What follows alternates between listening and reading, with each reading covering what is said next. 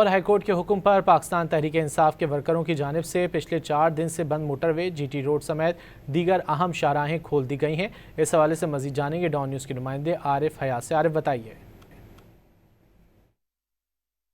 جی بالکل، Peshawar high court کے احکامات کے بعد خیبر پختونخوا کے مرکزی شاہراہیں کھل گئی۔ خیبر پختونخوا کو دیگر صوبوں کے ساتھ ملانے والے جتنے بھی مرکزی شاہراہیں ہیں تو وہ پاکستان تحریک انصاف کے احتجاج کے باعث وہ بند تھی، اور تقریباً گزشتہ ہفتے سے وہ لوگ دھرنا دیے بیٹھے تھے۔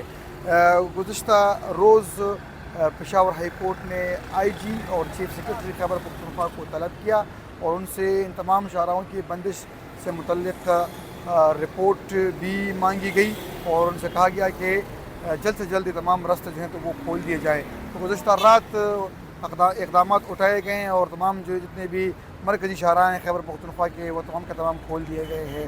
یہ تمام راستے جو ہیں تو وہ خیبر پختونخوا کو دیگر صوبوں کے ساتھ ملا رہے تھے، اور احتجاج کے باعث شہریوں کو کافی مشکلات کا سامنا کرنا پڑا تھا۔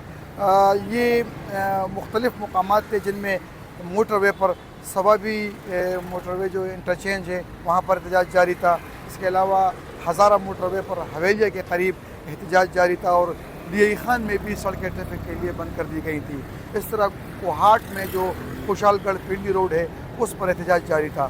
لکھی مروت میں درابند روڈ پر احتجاج تھا، اور اب یہ تمام جو راستے ہیں تو یہ کھول دیے گئے ہیں۔ عام جو پاکستان تحریک انصاف کے ورکرز ہیں ان کا یہ کہنا ہے کہ ان کا پرامن جو احتجاج ہے وہ جاری رہے گا، لیکن سڑکیں وہ بند نہیں کریں گے۔ آج سے خیبر پختونخوا کے تمام سڑکیں جو ہیں تو وہ کھل گئی ہیں، اور اس پر ٹریفک جو ہے وہ رواں ہے۔ جی عارف حیات، بہت شکریہ ان تفصیلات کے لیے۔